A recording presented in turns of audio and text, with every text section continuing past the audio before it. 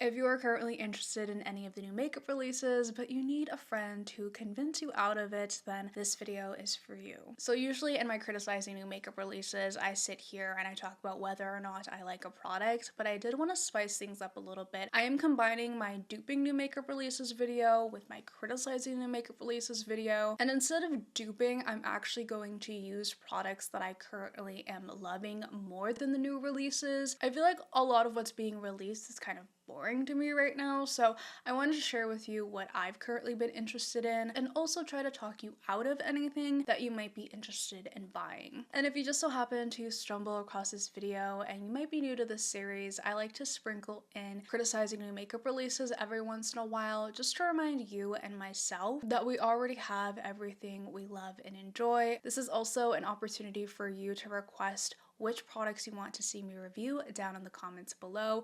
The more people that request it, the more likely I will buy the product for review. And as always, take everything I say with a grain of salt. These are just my personal opinions. I would love to hear your thoughts and opinions down in the comments below. So I'm really not sure who asked for this, but e.l.f. is relaunching their Mint Melt Cooling Face Primer. This is described as a sticky gel primer that grips makeup and hydrates skin with a cooling sensation and fan favorite sweet mint scent back for a limited time. Now, I've heard of people wanting the Jelly Pop primer. I believe they brought that back permanently, but I've never heard anyone really complain or ask for the Mint Melt primer to come back in stock. This is very much giving a marketing tactic, you know, when they use a limited edition as a way to sell product, but I could totally be wrong. You might be someone that wanted e.l.f. to relaunch the Mint Melt Cooling Primer. Wow, that is literally a tongue twister. But that is all to say, if you already have the e.l.f. Power Grip Primer, the e.l.f. Jelly Pop Primer, this does not seem like much of a different description. I think the only uniqueness is the scent, so if that's something that you're interested in, then sure, but if you already have something that does the same exact thing,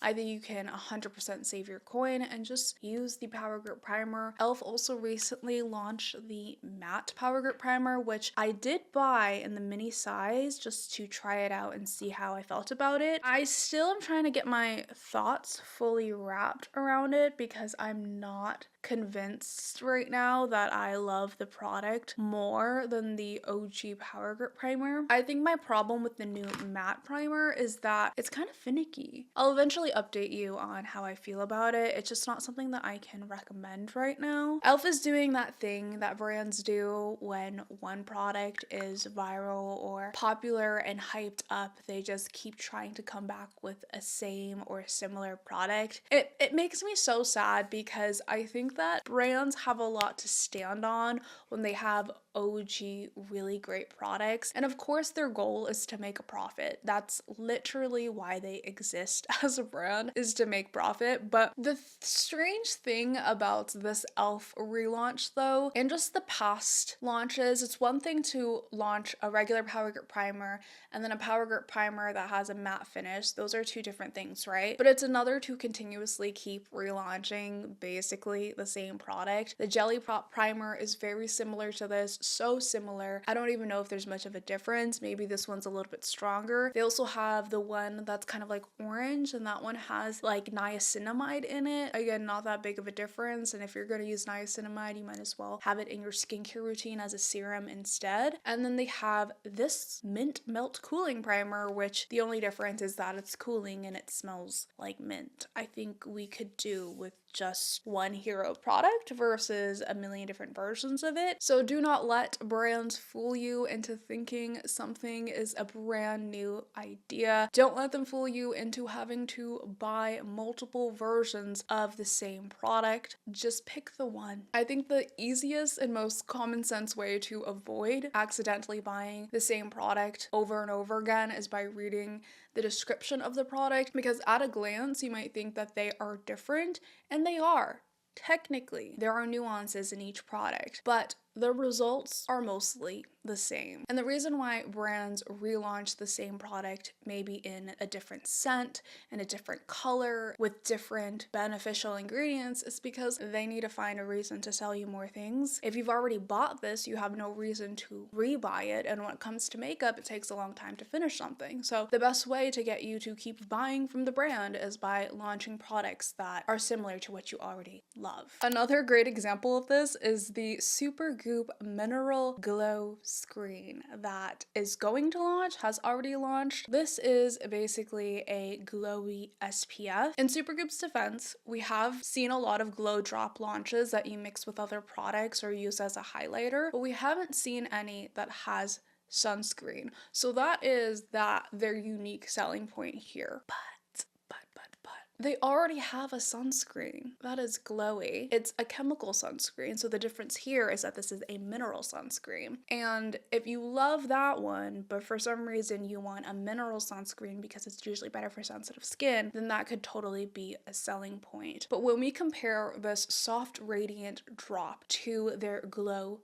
screen, isn't the point of having these radiance drops to mix with other products? I'm no cosmetic chemist here, but I'm pretty sure when you mix sunscreen with other products, it makes the sunscreen less effective. And also you need a lot of sunscreen in order to fully cover your face and actually protect your skin from the sun. So that completely removes out the selling point that this is a sunscreen glow drop, because you might as well just use sunscreen, or you might as well just buy or continue using their glow screen that they already have. Or is it their glow screen? I don't know if it's called the same thing. Do you see? I'm confused at this point now. I will put up a picture of what I'm talking about because they're so similar. I'm not sold. And I think this is yet another example of a brand taking what they already have, what's already loved by the brand, and turning it into something just slightly different enough to sell you to get more products. And again, unless you really need a mineral sunscreen. But if you are buying this to mix with other products, I am sure you already have a glowy drop product in your makeup collection. I have like 3 and I barely use it. I'm not even going to bother to dupe this product because I just don't use glowy drops anymore. We're going to go straight into eyes. I've really been loving cool tone neutral eyeshadow. I feel like they're very flattering on my eyes, but I also like the vibes that cool tone neutral eyeshadows have been giving. And I would consider these shades of eyeshadow to be what's trending right now. But recently, Natasha Denona has launched her Bloom eyeshadow palette for the spring. I think there's definitely gonna be a theme to this video because this literally looks like another Natasha Denona palette, just slightly different. It reminds me of the I Need a Warm palette, and I'm sure there's probably another palette she has in her collection that is very, very similar to this. I don't think it's ugly, but I also don't think it's anything special. One thing about Natasha Denona is that she doesn't seem to launch palettes as often as ColourPop, but I feel like she still launches them often enough where I'm kind of just disinterested at this point. And also, I don't know if she is a brand I, want to continue purchasing from in general. This palette, I would describe it as the I Need a Warm but softer, and with 1 or 2 kind of mauvey purple shades. So I think if you already have the I Need a Warm palette or any variation of peach and warm colors, this isn't really standing out for me personally, and it probably won't stand out for you either. I'm sure you can dupe this with what you already own. And maybe I'll look at this in a few months and change my mind. But as of right now, I don't have any interest in it. What I do have interest in, though, is this Kaleidos palette.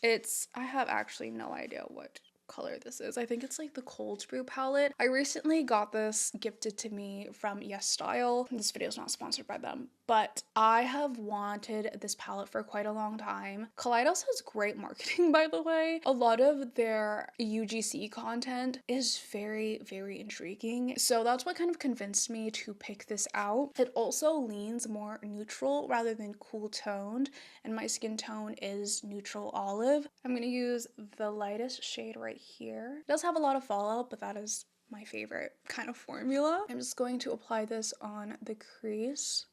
Then I'm gonna take the medium tone shade and just put it on the outer corner. Also, I've had such an appreciation for smaller size palettes lately. I just think it's so much easier to use and a lot less overwhelming. I should have pinned my hair back, but I don't want to ruin the shape of my bangs right now, so we're just gonna live with it. So I just kind of blended it on the outer corners. It's gonna give me a very grungy eye. Also, the quality of this palette is so beautiful. Like, look at the shape of that. And again, I'm pretty sure you probably already have an eyeshadow palette you've really been enjoying lately, so why not continue to use that instead of moving on to the next palette? Unless this palette is filling a need that you have been searching for, then go for it. But if you haven't been searching for a peach palette or a warm tone palette, I think that it can be easily passed, or at least wait until you can get it on sale, or just wait some time to see if it's actually something you want, or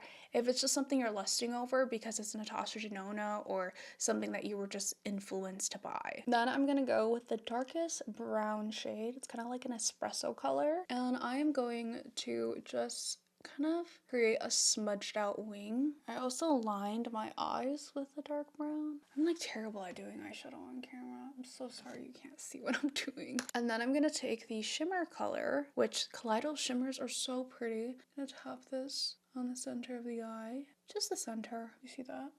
That is so pretty. We're also gonna do some mascara and lashes later, but after I do my face makeup. All right, so let's talk about Miss Charlotte Tilbury's new eyeshadow launch. There's probably reviews about this already. I'm a little bit behind, but I want to dive into this because I find this to be one of the more interesting launches, not in a fully positive way, of this round of new releases. It's the Charlotte Tilbury Beautifying Eye Trend palette. The combination between the hard clear plastic and the monochromatic eyeshadow color story is giving color pop, and this launch has received a lot of critique on the packaging, and rightfully so.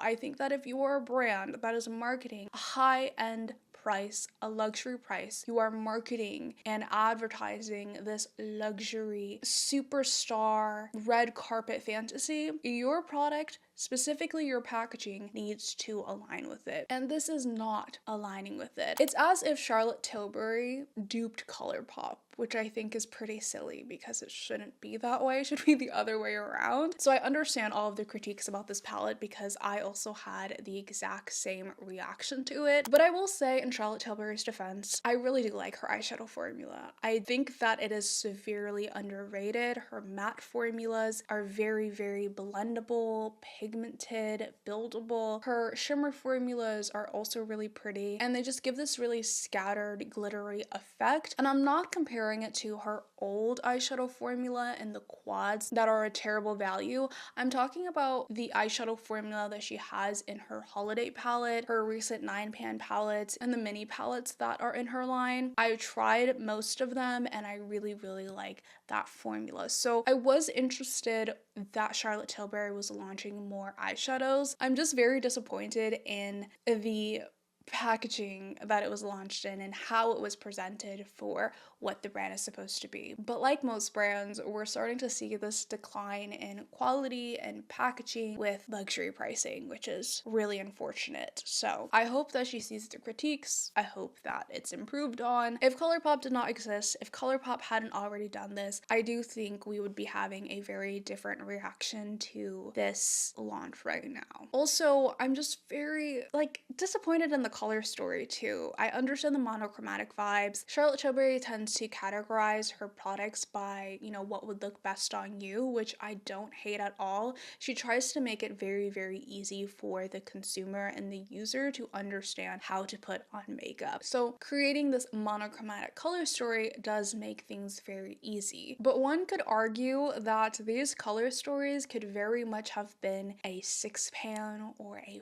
4-pan. I'm looking at the green eyeshadow palette right now, and I love olive green on my eyes. I would be interested in this, but most of it is shimmers, and they're also like strange undertones of green shimmers. And honestly, I would have just been fine with the top right corner quad. I would have been really happy with that. Same thing with blue eyeshadow. Charlotte Tilbury tends to make wearable makeup, so this blue eyeshadow seems very vibrant. With that being said, I don't know if I'm going to buy this or not. I think it really depends on how it looks in person. What I will say though is I think because of the cheap packaging and the amount of colors it comes with, at least the price seems decent in comparison to the eyeshadow quads that she has in her line. The eyeshadow quads I think are $52 or something for 4 shadows. This is $60 for 9. Alright, anyways, I need to get some foundation on my face. The next launch that I definitely will not be buying and definitely do not need is the Milk Makeup Hydrogrip 12-Hour Gel Tint. It's the first of its kind. I'm guessing they're talking about the gel aspect of this. Long-wearing, hydrating gel formula that is clinically proven to last up to 12 hours without fading, caking, or settling into fine lines. My favorite skin tint at the moment is the Chanel Le Beige Complexion Touch. This is a very watery formula. It's giving me the kind of same vibe as this Milk Makeup Gel Tint. It's not a gel, but it's supposed to have, this has like a natural glowy finish, and the Milk Makeup is described as a natural dewy finish. The only selling point that I see here is the fact that it's supposed to be a long-wearing skin tint. I, especially with oily skin, have noticed a lot of skin tints don't have longevity to them, so I'll give Milk Makeup that. I feel like I could see people putting this on social media and loving it because of the long-wearing abilities. But if you already have a skin tint you love that gives you a natural dewy finish and you just want it to last a little bit longer, I'm sure you have a primer and I'm sure you have a setting spray to get it to last longer. You do not need to buy another product to get it to do what you want. With that being said, I have not been really enjoying skin tints lately. I've actually been using more of a medium coverage foundation. This is the About Face foundation. Y'all recommended this to me. I've had it on my wish list for months, I'm telling you. I've gone back and forth on purchasing this, and I finally have because I wanted to buy the powder for review. Do you see the skin match? This is M2 Olive. Yeah. I think if you're like me and you have a good amount of foundation skin tints lying around, you can make your foundation into a skin tint. Just wear more of a sheer layer. You can take a flat brush or even, you know, the Korean technique of using the spatula and spread it evenly and very thinly across the face, and that's going to give you less coverage and make you look less cakey. And because you're using a foundation, it probably already has longevity to it. You also probably already have a skin tint that you're really enjoying, and especially if it's $70 like this one, I think the last thing you want to do is take attention away from the expensive skin tint you already own to buy another skin tint where there's a small chance you might end up liking it better. The only exception, of course, is if you absolutely hate all of the skin tints you own and you've tried a bunch of skin tints and none of them work for you, then you're still on your journey to finding your perfect skin tint. But as always, I'm going to encourage you to, you know, work with what you have first and then buy something new as kind of that last resort. With that being said, the only exception is if you wanted me to review it, and if there's enough of a demand, then yes, I will buy it to review, but if not, there's really no reason for me to buy it. Also, I think that if I were to review it, I don't know if it would be a fair review. Knowing what I know about my preferences, I always try to buy products for a review that I have high hopes for or that I expect to enjoy, because if not, it ends up going to waste, or it just ends up being just a negative review when I might not be the target market for it. In terms of the About Face foundation though, I feel like this is really dewy for me, and the more I use it, the more I'm like, I love the color, I love the blendability, but every time I look at my skin, I'm like, whoa, this is so dewy. So we're gonna have to get some powder on my face eventually, and also some color on my face. So I'm using the Makeup Forever palette that I gave a bad review, and I'm gonna mix 2 shades in. I still stand by this review, but it was a hassle to return it, so I ended up just keeping it, and now I'm just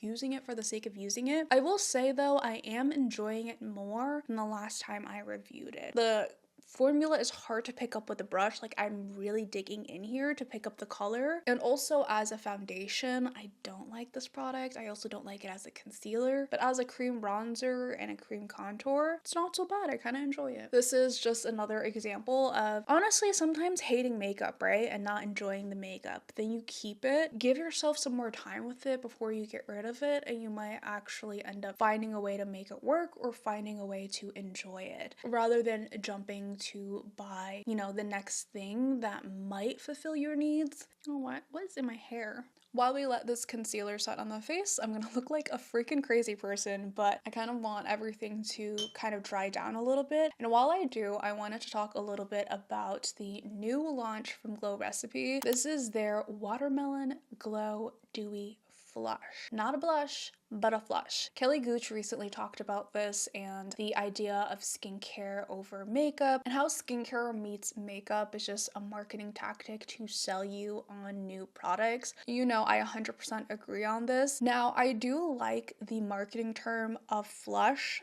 I use this in my videos when I describe blushes because it does make a difference. When a blush gives you a flush, it looks like you're kind of glowing from within and it kind of doesn't look like makeup, and that's why I love blushes that give off that vibe. But to replace the term blush with flush is kind of silly to me because they're the same thing. Flush is a term to describe a blush, but they're not two different things to separate from.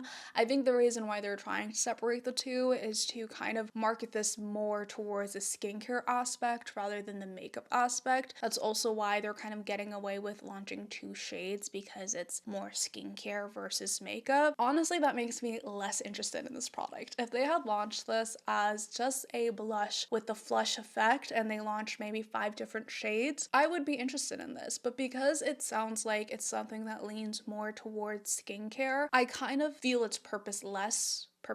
Is that a word? It doesn't have a purpose for me, especially because the finish is dewy, the finish is glowy. Again, if you want this vibe, if you want the flush, you can easily use your favorite Glow Recipe dewdrops or anything very similar, which you probably already own if you like the dewdrops, and mix it in with a liquid blush that you probably already love and own. For example, everyone and their mother probably has their Rare Beauty liquid blush in their makeup collection, and if you already have this, take this, mix it in with the dewy blush, and boom, you have Glow Recipe Flush. It's just another way to sell you a product, and I hate roasting these products and these brands like this. I want to try to be as positive as possible sometimes, but it's truly just the reality of it. Again, if Glow Recipe had made this more of a makeup product, I think it would be more exciting. But because it's a product coming in only 2 shades that are sheer and really dewy, specifically for my skin type, which is oily, textured, it's an absolute no for me. I can get a flush with my Rare Beauty liquid blush. I just use less product. And to argue that this is a skincare product, I think Kelly Gooch had a really good point of why would you only put a skincare product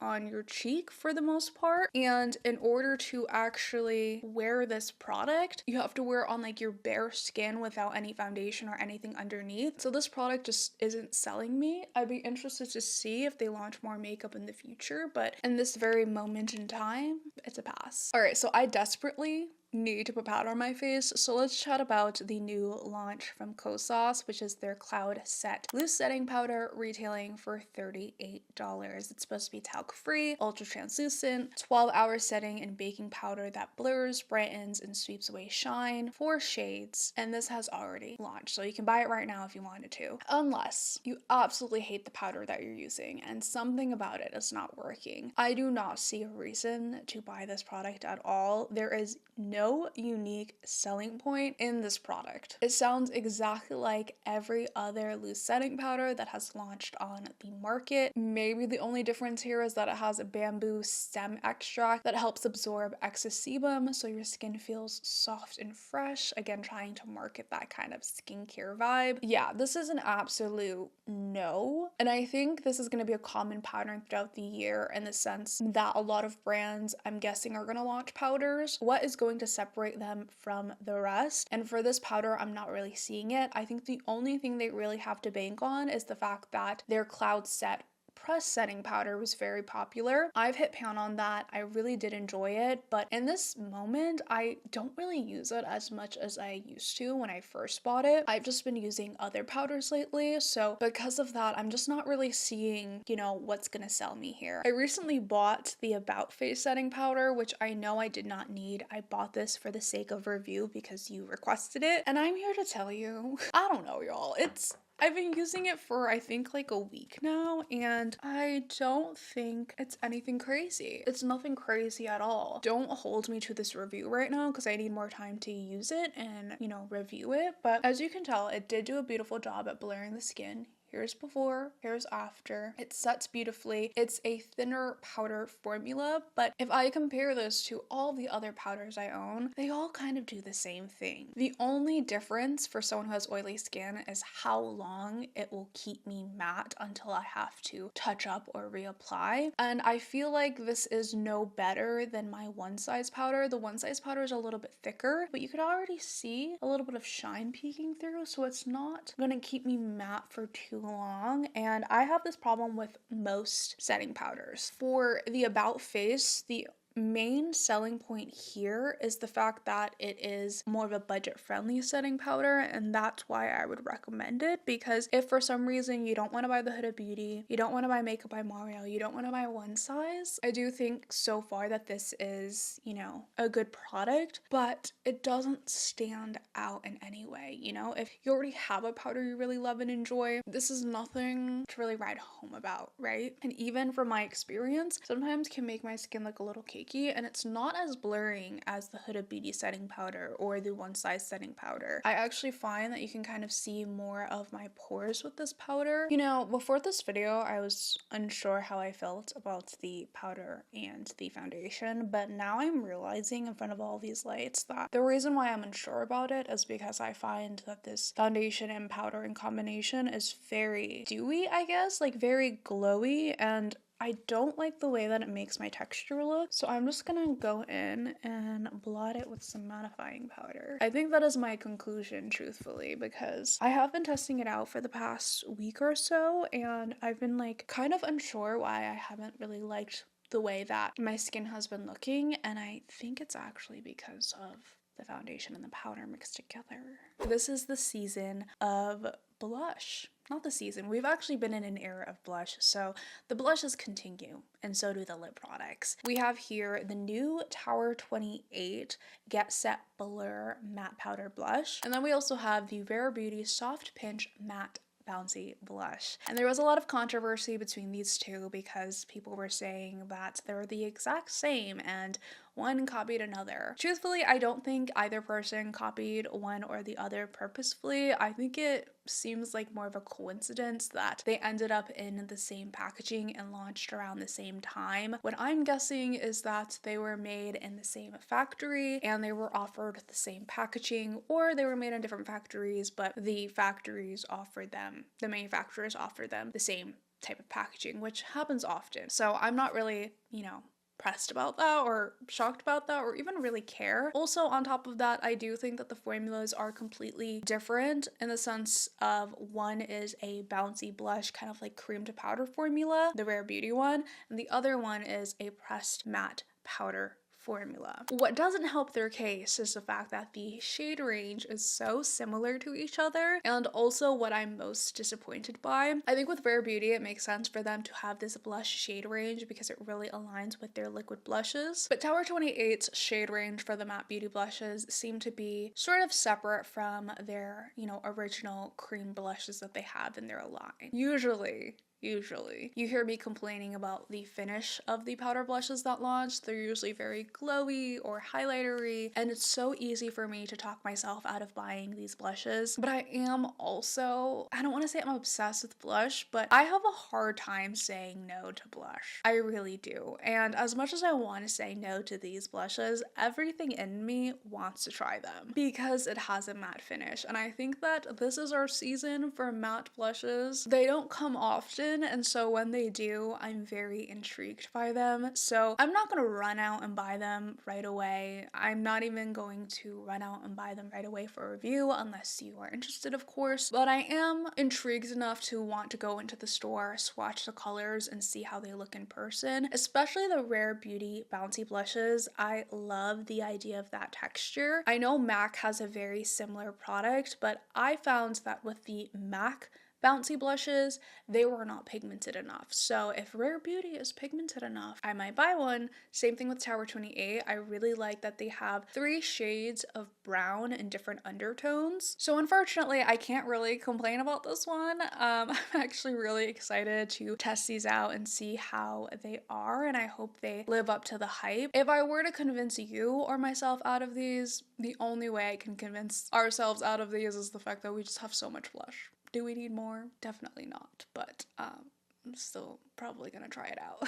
Also, my current standard for blush right now is the Haus Labs Color Fuse Powder Blush. I love this because it's not too pigmented, but it's also not too sheer, and it has that soft matte blush effect, and that's what I would hope out of the Rare Beauty and the Tower 28. My guess is that the Tower 28 is going to be most similar because it's a powder, and I just hope that the Rare Beauty is pigmented enough to like work on the skin. My experience with these cream bouncy blush formulas though is that for me they're kind of gimmicky, so we will see. I don't know if you saw that, but I feel like this blush kind of fixed the glowiness on my cheeks. You can kind of see the matteness of it, which I really like. Saie is also launching their own version of powder blushes. These are their Super Suede Talc Free Powder Blush. And why do all of these blush ranges look like the same color? Hold up, let me put a picture between Tower 28, Saie, and Rare Beauty. These color ranges are so similar. There must be some sort of communication of blush preference shade ranges of the year or something, because that is very interesting.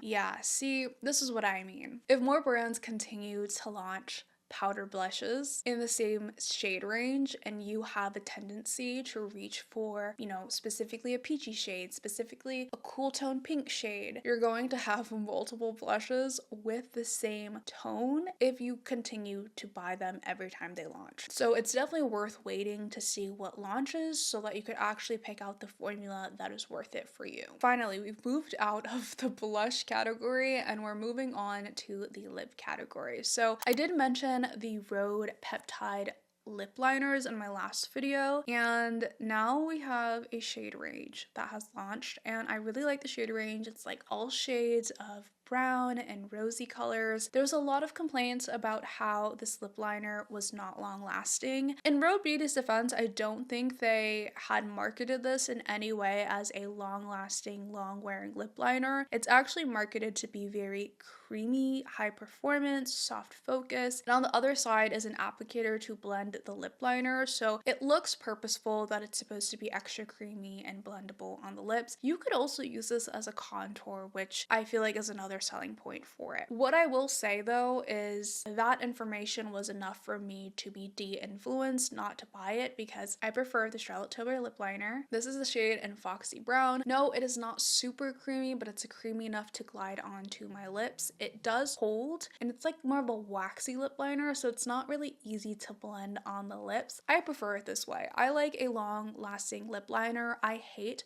when lip liner blends away because then I might as well have used a lipstick. I can see and I understand why people prefer a creamier lip liner, but for me, I like longevity with my lip liners. So the Rhode lip liners are definitely a pass for me, and I thought that the other end of the applicator was going to be a chubbier pencil or a thinner pencil or a different color, but instead it's like this smudge tip that I personally wouldn't care or think to need, and it seems to, in all the videos that I've been watching, instead blend away the product rather than, you know, actually show up on your lips. So this is just an easy pass for me. The next lip product I know is already popular. It is the Laneige Glaze Craze Tinted Lip serum. You know what? I did not expect to feel this way in this video. Once I pointed out that brands take products that they already own and try to just like tweak them just slightly to be able to sell you another product, I can't unsee it now. Oh no. I was really excited about this and I still might end up buying this. Not right now. I'm not in a rush to buy a lip serum, but I was really excited about it because of the color story. I love just a nude